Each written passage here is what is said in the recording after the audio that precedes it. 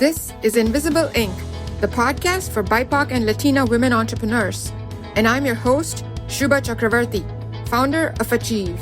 In this podcast, I talk to women entrepreneurs at every stage of their journey about the challenges, the highs, the lows, and what they've learned along the way. We'll also hear from experts who'll share valuable tips on how to succeed the smart way. Let's jump in. What's different when you're a BIPOC woman and an entrepreneur? How do you create a path to success? In this inaugural episode, advertising executive Susie Steinberg interviews me about becoming an entrepreneur. Learn about the 2 a.m. test, growing up Indian, fear, risk, why I was motivated to create this podcast, and more. Let's jump in.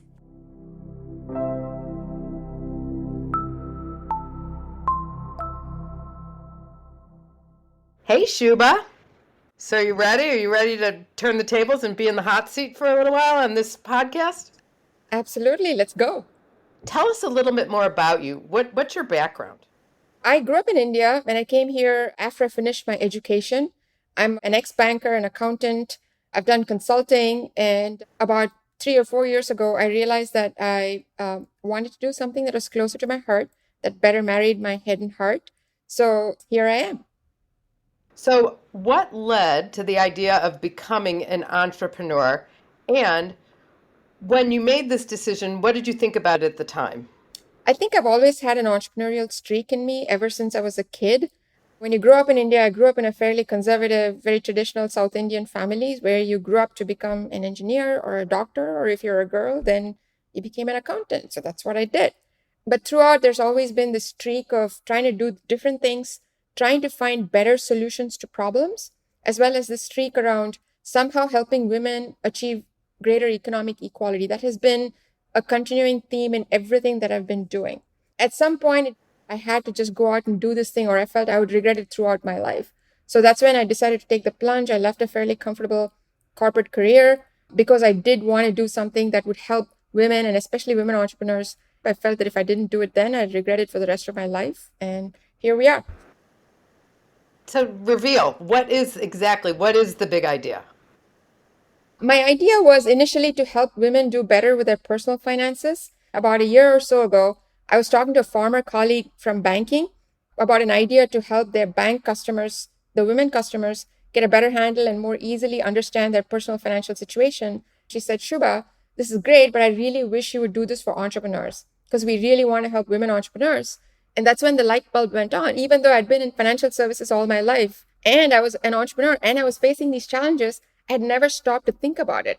So my idea was to figure out how to equalize the playing field and how to better equip women entrepreneurs to tackle the financial side of their business with greater confidence, with greater competence, while doing everything we could to make the industry more receptive, more inclusive, and more encouraging of women entrepreneurs.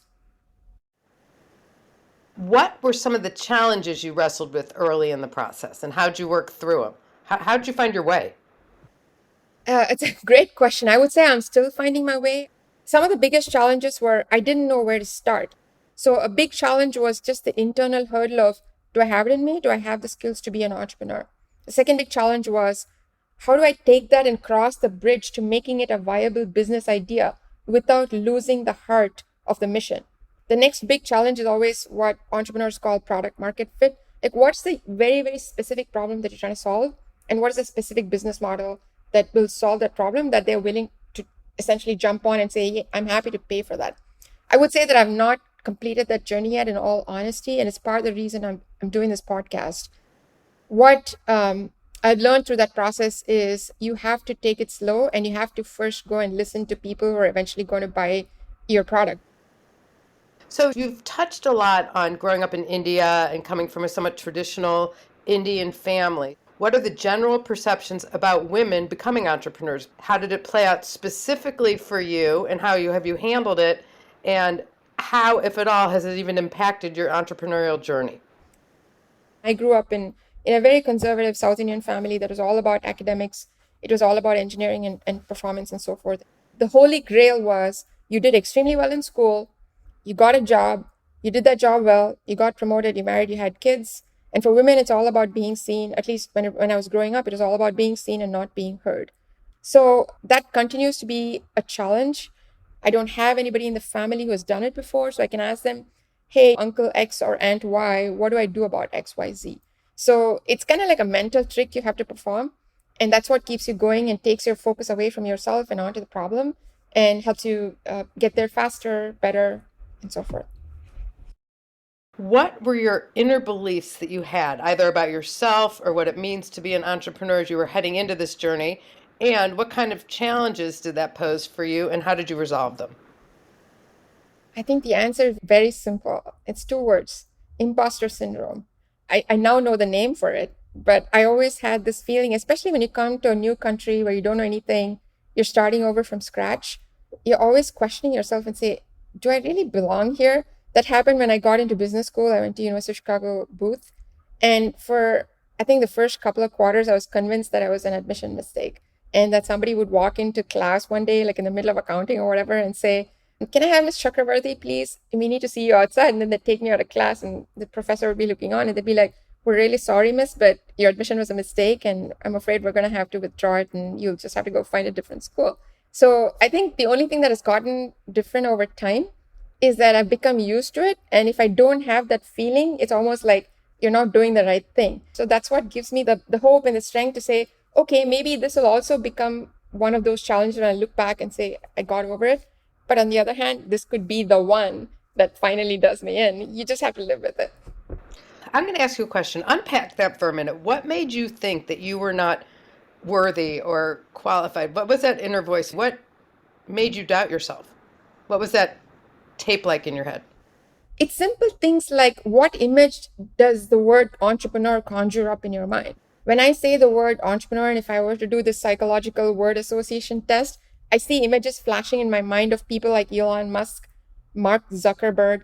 So first of all, there's no woman there. That comes naturally. So then the question is, who the hell do you think you are to break that mold? And then secondly, all the things that they talk about, there's a celebrity culture of glorifying entrepreneurs, rightfully so. Many of them have overcome significant barriers. But when you look at that and they talk about all the things they've done, oh, I just went to an incubator and I did XYZ, or I talked to a bunch of my friends and we all sat around in a cafe and we figured it out in the back of a napkin. I don't have any of those things. I look around and say, I can't do that. I don't see a lot of people like me at a great place like Y Combinator. Maybe that's changing, but at least you have this perception. So if you have this checklist of things you unconsciously build up of what it takes to be a successful entrepreneur, typically you're looking at a list of things that apply much more to male white entrepreneurs than they do to someone like you. And then add in the fact that you're a mom and you're not exactly 24 years old, then the doubts start to become really loud and everything else kind of gets drowned out in that. Do you feel that you've come to peace with that, that you've resolved it, that you've moved past it? I don't think you ever do. I think you come to a point where you say, you know what, it doesn't matter if I fail or succeed. The problem is so important that I'm going to give it a shot and I can't rest not knowing that I didn't give it a shot. You just come to a point where you accept that failure or success are not as important as having given it a shot. And as long as you don't destroy yourself and your family financially, that's the right place for me to be. So I've just taken the whole concept away and I said, it's all about the problem. Let's just keep it focused on that. Tell us about the people who helped you along the way. Who were they? Where and how did you find them? And then what were some of the surprises you faced? I've been extraordinarily lucky in having really good friends from the get-go. Right from, my days in India, I'm still in touch with my first boss, and he's my valued mentor in many ways. I had this unconscious desire of somehow connecting with people and learning things from them that I didn't know. So you kind of build this network. And then when I started this entrepreneurial venture, I realized that everything was basically zero. All my network had to do with my corporate life, about banking, risk management, whatever the case might be. So I had to go back to being a baby, so to speak, and replicate the same process. And in the first couple of years, both the field and the fact that you're an entrepreneur are new. So you're like a two-time new person where you don't know anything about two big things. So the first 2 years were hard in that you just have to kiss a lot of frogs. You have to meet a lot of people. And then suddenly, when you least expect it, somebody who you think is not really going to be helpful turns around and becomes the most valued introduction to other people, or they go way out of their way and help you out with things that you would have never expected. And classic case in point, I was introduced through a friend of a friend of a friend to a founder, to a lady who had founded a company very successfully. She gave me exactly 30 minutes. She didn't know who I was. She didn't know anything. She just did it because her friend had introduced me. And in that 30 minutes, this was just recently, she completely turned around my approach and helped me see why the way I was going ahead with the product first approach was not going to work. Of course, I resisted it, right? I was like, no, no, no, that doesn't work for me. But she just kept persisting. It's very humbling. And I think that humility is very important because it keeps you very aware that you cannot know everything there is to know about this problem, because otherwise somebody would have solved it already. The other thing is, I'm just open, like whether it's your sons, friends, parents, or somebody you meet at a nonprofit involvement, like I met you and you're so amazing. So wherever it is, it's keeping your antennae up. And lastly, I would say most importantly, it's knowing that things take time. You cannot build relationships through quote unquote networking. I try to go in with an approach somebody taught me, one of my early mentors. He said, always go in asking, what can you do for somebody? So if you have that as a default mentality, then it becomes natural and people kind of sense that. And then they become really generous in return. So those have been some of the things I've learned that worked well for me. Is there anything that was like you knew in your gut or intuitively that you already knew about being an entrepreneur? And if that is the case, where did you learn or discover that? I think there'd be a couple of things that I instinctively knew. One is I tend to be fairly resourceful about solving problems, in the sense that I'm not looking to somebody else and say, so has anybody solved this problem before? Or where do I even start? I start somewhere and I'm very scrappy that way. So it's kind of bled into everything I do is I just kind of start hacking stuff. So I knew I had that going for me. And then second, I never got used to the corporate culture where you have somebody taking care of everything for you, whether that's fixing your printer or knowing how to do all the billion things you need to learn how to do as an entrepreneur. So I never got used to having executive assistants or whatever. I always had this feeling that eventually I'd had to rely on myself. That came in handy. I'd say the third piece is I'm a very big learner. I love learning about new things. So I'm constantly reading books or listening to people or trying something or other. So those are the three things that I knew were my strengths. And I just had to lean very heavily on those until I started getting some of the other more natural entrepreneurial strengths that I could rely on. What would you say were your knowledge and your skill gaps going into this, and how did you deal with them? So my two biggest skill gaps were, number one, there is a method to entrepreneurship. If you're familiar, there's a book called The Lean Startup, but that's not the only one, right? It's become almost a religion in Silicon Valley where if you do a startup, then you go about a certain way. So finding the right entrepreneurial method to your product and to your market was my number one biggest skill gap. And it took me almost 3 or 4 years to try and fail at various methods, because this is the hard part you don't understand when you go in, is each method has some invisible assumptions built in. So if you're going down the lean startup method, it assumes that you already have some amount of money to build a minimum viable product or things like that. But if you're funding yourself, which is the case for most women entrepreneurs I know, that may not be the best fit. So to kind of understand all of that and reverse engineer it to say, will it really work for me? And if not, what will, was the biggest gap. And now I've joined an incubator at 1871, which is the Chicago incubator. And it's suddenly like the floodgates opened. I cannot believe how many other people there are who are like me in many ways. And so suddenly it's become much easier to pick up those things almost unconsciously that I was really struggling uphill in my first couple of years. The second knowledge gap, I'd say, is even though I've spent my entire life in finance, it's been in a very specific corner of finance, which is retail finance, lending, mortgage finance, maybe a lot of insurance as well. So the business side of entrepreneurial finance has been new. I was able to benefit because I already had, you have an understanding of what the building blocks of finance are. So you can kind of jump on those and learn quickly. It's a constant learning process. And most importantly, is by talking to other experts in an informal way, like a 10-minute, 20-minute conversation, and ask them a specific question to say, I need to know what a cap table is, or I need to know what a series A round is, for example. So I would kind of take them in micro bites with whoever was willing to talk to me. And as you listen to them talk, you unconsciously pick up a lot of things about the context, the culture, and how things are done that you don't even realize. And then you suddenly look back and it's like, I already knew that, but you can't remember when you learned it. So those are two big things that I would say were my biggest skill gaps, and still very much on that learning path. So To that end, what have been the toughest moments for you in this journey and how have you gotten through them? The number one toughest moment, the toughest challenge, I would still say it's the case, is not knowing how this is going to turn out. There's no book that says, and they lived happily ever after. And when you have a kid and a family and you've kicked a perfectly good job that was making you good income, there are many, many nights, more than I care to admit, when I get up at 2 o'clock. It's always 2 o'clock. I don't know why that is. But I get up at 2 o'clock and I wonder, what am I doing? And am I doing a huge disservice to my family? My husband is incredibly supportive, which helps a lot, because otherwise I don't think you could do it. It's just making sure that you're discharging your financial responsibilities to your family is the number one toughest moment. And number two is when your most cherished assumptions get shattered. I thought I knew what women entrepreneurs wanted. I'm not so sure anymore. I thought I wanted to be in the personal finance space. That turned out to not to be the right answer for me or the market. So those are very humbling moments. And I think it's a good lesson. You learn to be very, very modest and very humble over time and to become somewhat shameless. And the way I got through those is just to say, okay, would I do it any differently if I had to do it over again? Is this problem worth walking away from? And somehow it never is. I'm determined to give it one more shot in the morning and see, maybe this time it'll work. In the first 18 to 20 months, it was all uphill and there was no green shoot of hope, so to speak. But of late, I've started to see a little bit more come out than I'm putting in. And that's a magical moment because suddenly everything feels not so hard anymore. And then the momentum builds. The hardest work happens away from the limelight, and you somehow had to dig it deep into yourself to figure out how you keep going. What would you say is the most fulfilling thing about being an entrepreneur? I have to say that of late, it's meeting other women entrepreneurs that I am looking to interview for my podcast. Just on Friday, I met an amazing woman as a precursor to interviewing her on my podcast.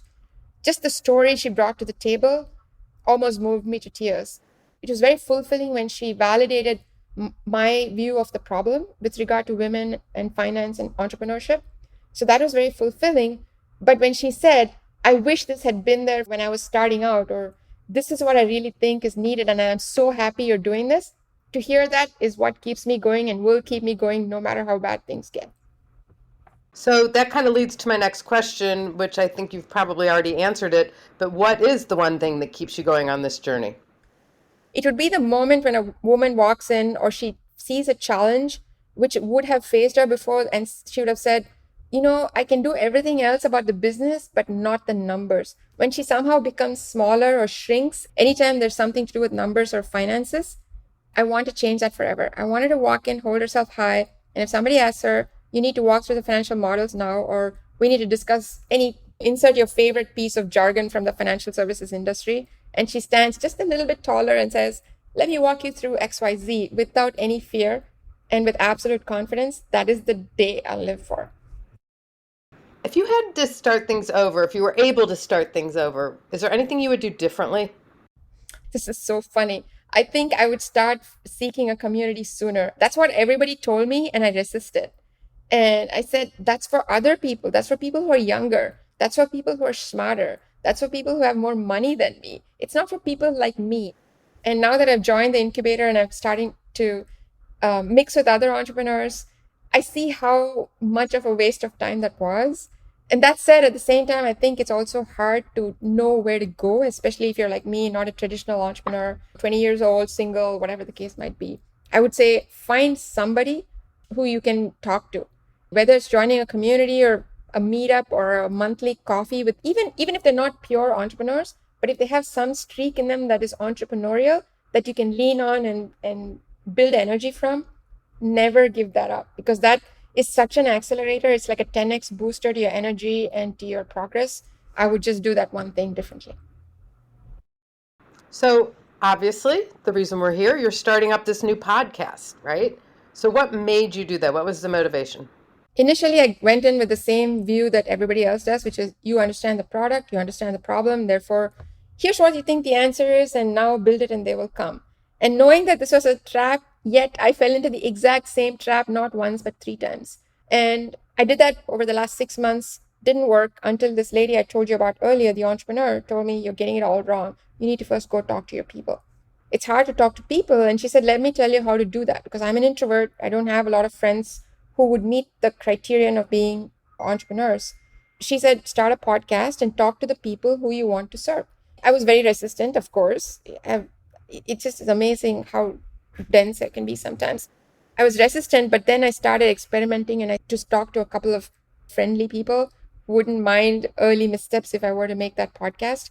As I started doing that, I realized how powerful it is, much more transformative for someone to listen to someone like themselves and share the learnings, the challenges, and all of that stuff. So the reason I started doing it was because I was given this advice to say, do it. And having run out of all other options, I said, what do I have to lose? Let me do it. And then as I started doing it, it was a huge energizer to connect with these women, to hear their stories. So now I'm completely addicted to finding more women entrepreneurs and hearing their story and hopefully helping other women hear it and get inspired as well. Fantastic. So my next question is, what has it been like? It's very hard. I think it's easy to fall for the folklore of entrepreneurship. We only see entrepreneurs when they become successful. I'll talk about women, Sarah Blakely or Oprah Winfrey. Yes, you intellectually understand that they've been through a lot of hard work, but it's hard to understand at a visceral level what that means. To me, what that has meant is seeing my other colleagues and peers really hitting it out of the park in their corporate careers. And when people ask you, what are you doing? You don't really have anything to tell them because you're still not sure what you're doing. That part is hard. It's been hard. But at that 2 a.m. test is what I come back to and say, at 2 a.m. when things are really rough, do you still keep going? The answer to me is always yes, because the problem is so important and I don't see the kind of solutions that I want to see and the kind of help that needs to be given to women around financial preparedness, not just funding, that it keeps me going. So it's a lot of high highs and even more low lows. But at the end of the day, when I ask myself, would I do anything different? The answer is no. So that's more than enough for me. Success or fail, I don't care. I just want to make the biggest impact I can on this problem. What is one thing you'd like to do with the podcast? What dent, this is heavy, what dent would you like to make on the universe with it? Can I tell you my secret evil design for the world? Please. My secret evil design for this podcast is to make it so that it becomes an MBA in disguise for every woman, so that when she is driving, dropping off her kids, doing chores at home or doing the laundry, she's just listening to stories, whether they're from other women entrepreneurs like herself or from experts who are not threatening, who may look and sound like her for a change, that she's unconsciously understanding in a way that makes sense to her and that she can digest all the concepts that you need that she may not currently have access to. And at the end of 52 episodes or whatever the case might be, without realizing it, she feels that she's already got an MBA. So the next time she walks into a challenging business situation that would have faced her in the past, she suddenly realizes she knows the answers. And that was because she listened to all these episodes on the podcast. That's my evil plan for my podcast. Sounds like a great evil plan to me. It's been fantastic chatting with you. Thank you. Thank you, Susie, for doing this. It's always a pleasure to talk to you. And together we will make a difference in the world. Thank you so much. Great. Thank you for listening to today's episode. Find show notes and more at achieve.co. That's achieve.co/podcast. Like what you heard? Hit subscribe on Spotify, Apple, or Google Podcast and never miss another episode. Want to help others like you? Leave us a review and tell a friend. See you on the next episode. Now, go achieve.